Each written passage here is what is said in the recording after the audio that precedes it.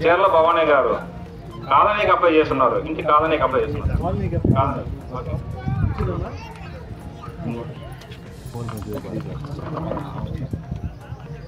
పోదపోయిన leave Bharat గారు ఇతను కూడా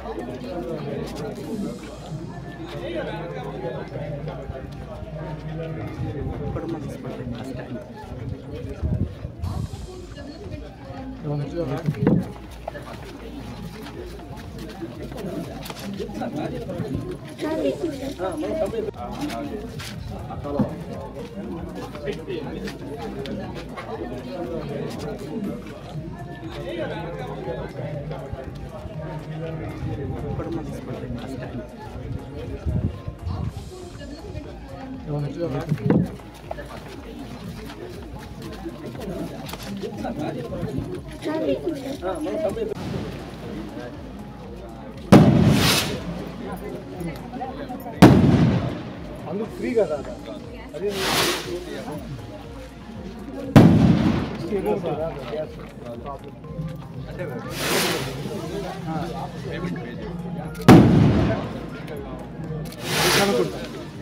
వీలైతే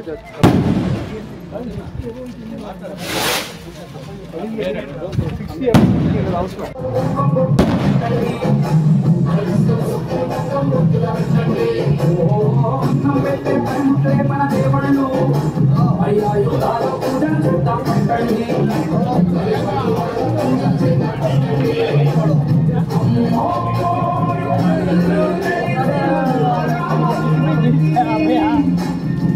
పూజారా ఆరు మళ్ళీ చంద్ర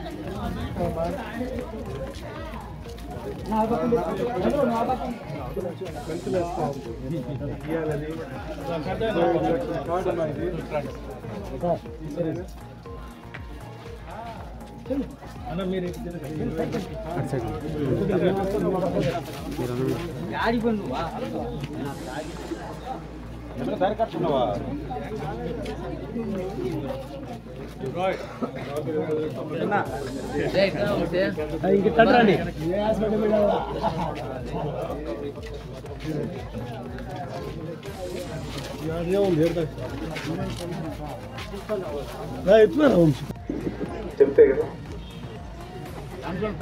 అంటే ఒకసారి మీకు వివరంగా చెప్తా. ఎవరైనా కానీ ఏమైనా సమస్య ఉంటే మన ఎమ్మెల్యే ఆఫీస్కి ఏమైనా తెలియపరిస్తే మీ వాలంటీర్ దగ్గర ఒక చిన్న అర్జీ ఇచ్చి మీకు ఏమన్నా సమస్య ఉంటే మేము బాధ్యతగా తీసుకొని అది పరిష్కారం అయ్యేదాకా దాని అంటపడి దానికి మీ వాలంటీర్ దగ్గర ఇచ్చిన తర్వాత మీకు ఒక టోకెన్ నెంబర్ లాగా ఇస్తారు. ప్రతి నెల వాలంటీర్ బాధ్యత వచ్చి మీ సమస్య ఏంటి పరిస్థితి మీకు చెప్పాల్సిన అవసరం ఉంది. పరిష్కారం తీరిన తర్వాత మీకు ఈ విధంగా కాగితం ఇవ్వబడుతుంది. అంటే మీరు పెట్టిన సమస్య మేము తీర్చాము అని చెప్పి మీకు ఇది నిదర్శనంగా ఒక ప్రూఫ్ అన్నమాట మీ చేతిలో ఉంటుంది. ఇదిగో మీరు పెట్టింది మేము తీర్చాము అని చెప్పి మేము మీకు ఈ కాగితం ఇవ్వచ్చున్నాం. మా ఎమ్మెల్యే ఆఫీస్ నుంచి మీరు అడిగిన దానికి సమాధానం చెప్తున్నాం. అది మిగతాకి అందరికి ఎందుకు చెప్తున్నానంటే ఈ వ్యవస్థ పెట్టాం ఎన్నో రోజుల నుంచి. అంటే మన ప్రభుత్వంలో దాదాపు 1,60,00,000 కుటుంబాల్లో 1,30,00,000 కుటుంబాలకి ఏదో విధంగా లబ్ధి పొందుతున్నాం. కానీ దాంట్లో కూడా ఒక 1%, 2% ఏదో కారణంగా మిస్ అయ్యి రకరకాలుగా ఆధార్ కార్డు తప్పుగా ఉండొచ్చు, లేకపోతే పొలం ఎక్కువ పడి ఉండొచ్చు, రకరకాలుగా మిస్ అయింది. కాబట్టి అందుకు మీరేమన్నా మాకు చెప్తే, మాకు తెలియపరిస్తే మేము దాని మీద చర్యలు తీసుకొని మీ అందరికీ మీ సమస్య పరిష్కారం అయ్యేదాకా బాధ్యత తీసుకుంటామని చెప్పి మీ ప్రజలందరికీ తెలియపరుస్తున్నాం. అది ఈ కాగితం.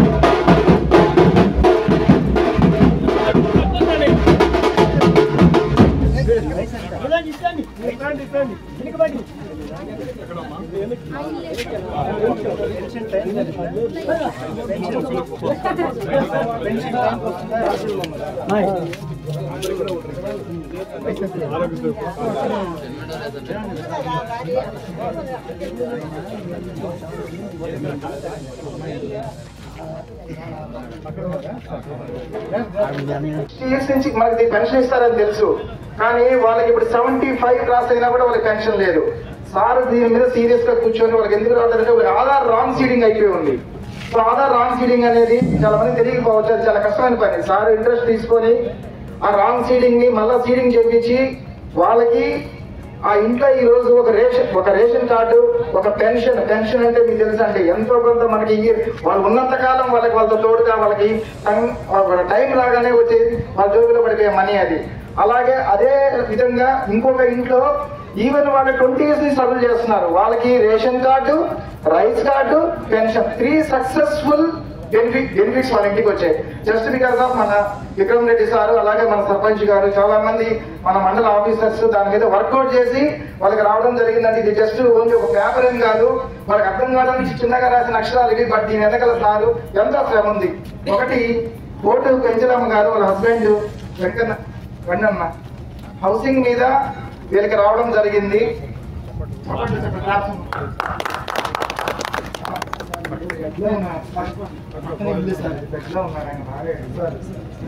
ఆదాల వెంకట సుబ్బమ్మ గారు,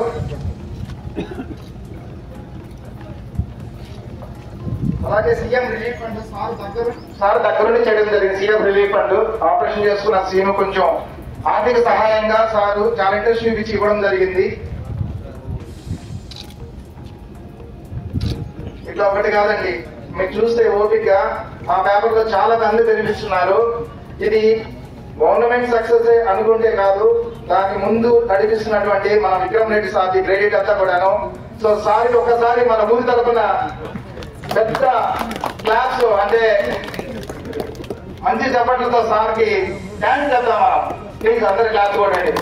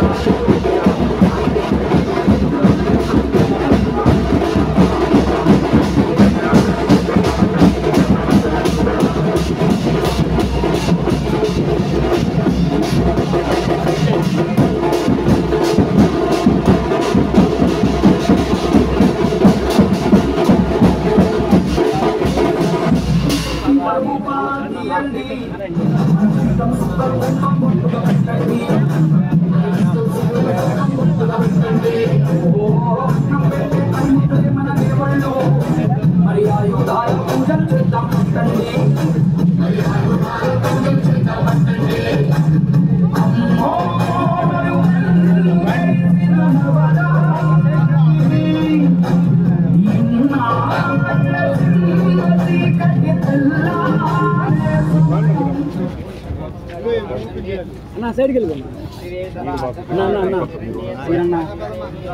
సైడ్ అంటున్నాడు.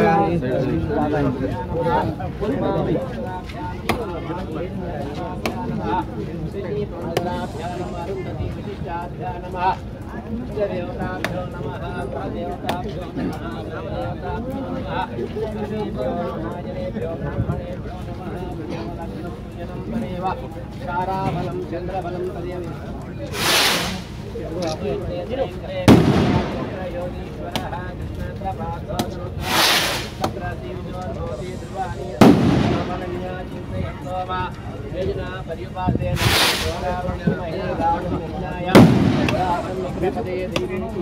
కొట్టండి కానీ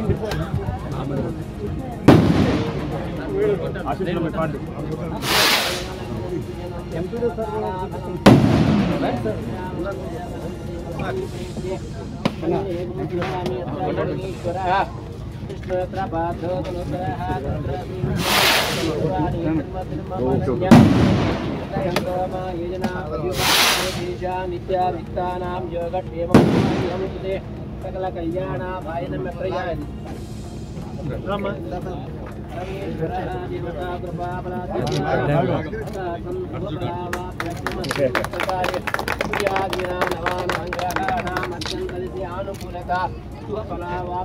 పరమేశ్వర దేవతానుకూలత ఫలాధిరస్తు మనోభాంచాఫలాది ద్వారా సతం స్వకళావాయితి మత్రమారమ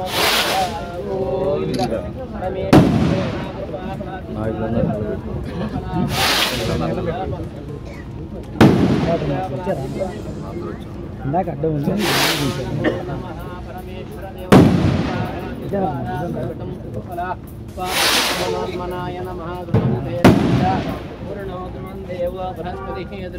రెండు సార్ అందరూ వరుసగా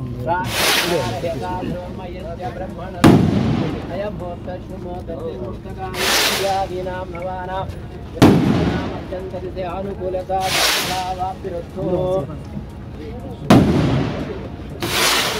తీసుకోండి అన్న. వేడ పెద్ద వెనుక్కోండి కొంచెం.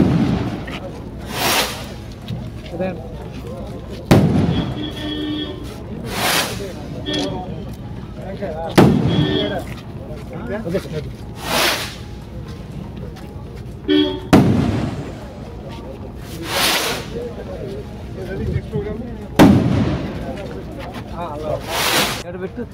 ఈరోజు ముఖ్యంగా మన అమ్మవారి గుడి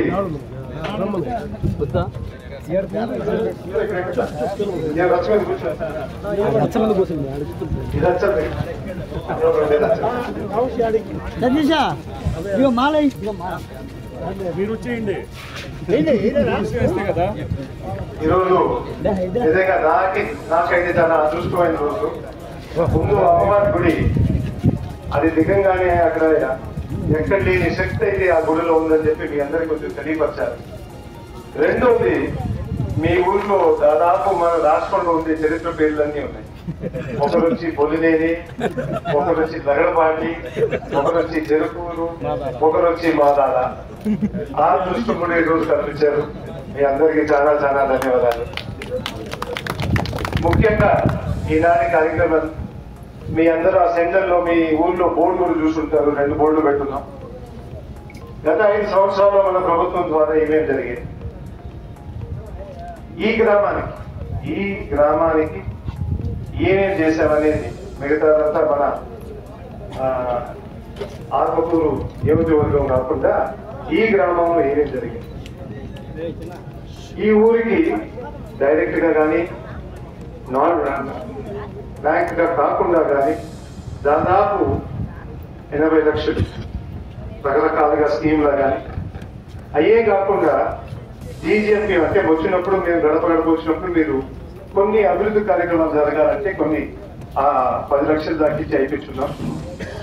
ఇంకా మన ఊరికి ఏమేమి కావాలనేది కూడా మా ఊరు మీతో మాట్లాడడం జరిగింది. నాయకులతో కానీ మీతో కూడా సొంతంగా ఫోన్లు కూడా చేసి కొన్ని కనుక్కున్నారు. మీరందరూ చెప్పిన సలహాల ప్రకారంగా మన ఊరికి వచ్చే 5 సంవత్సరాల్లో ఏం జరగాలి, ఆ 5 సంవత్సరాల్లో ముఖ్యంగా ఒక వాటర్ ప్లాంట్, సీసీ రోడ్లు కానీ, డ్రైన్లు కానీ, అవి ఏమేమి మీరు ముఖ్య అభివృద్ధి పనులు ఏం జరగాలనేది మీ ఊర్లోనే ఒక బోర్డు పెట్టి హామీగా తీసుకొని, బాధ్యతగా తీసుకొని, తప్పకుండా ఈసారి మాత్రం అవి చేసి చూపిస్తామని చెప్పేసి మీ అందరికీ సభాముఖంగా తెలియపరుస్తున్నాను. ఎందుకంటే మొదటిసారి ఒక మేనిఫెస్టో అంటే దాని విలువైంది, దాని అర్థమైంది అనేది మన ముఖ్యమంత్రిగా చూపించారు.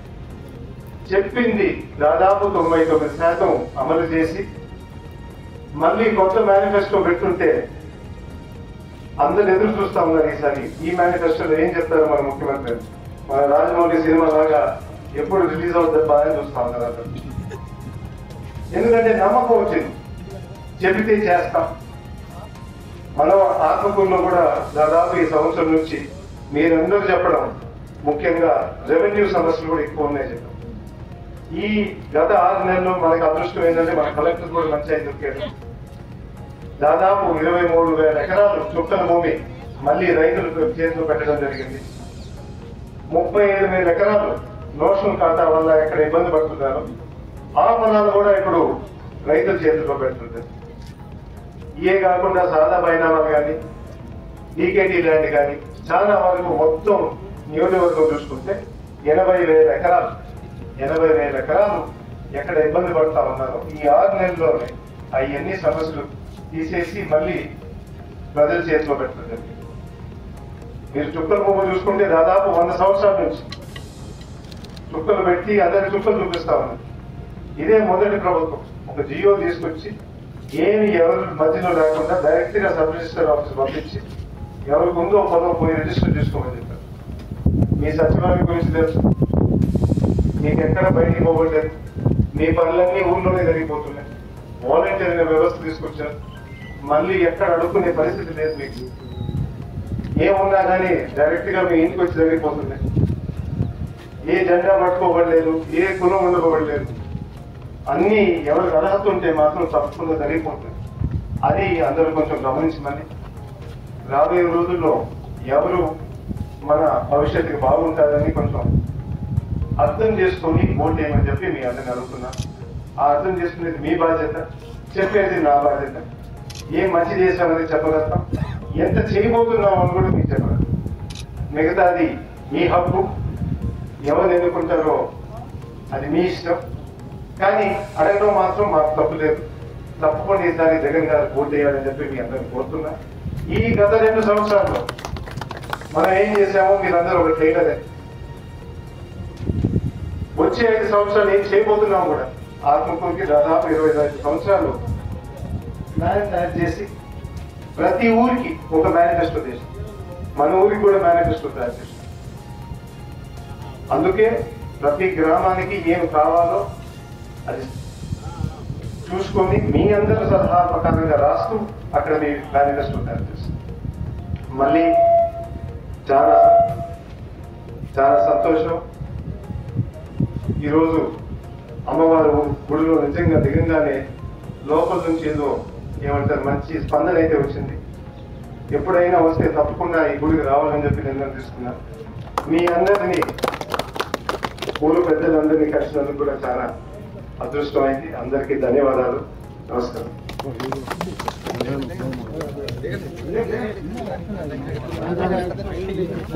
చాలా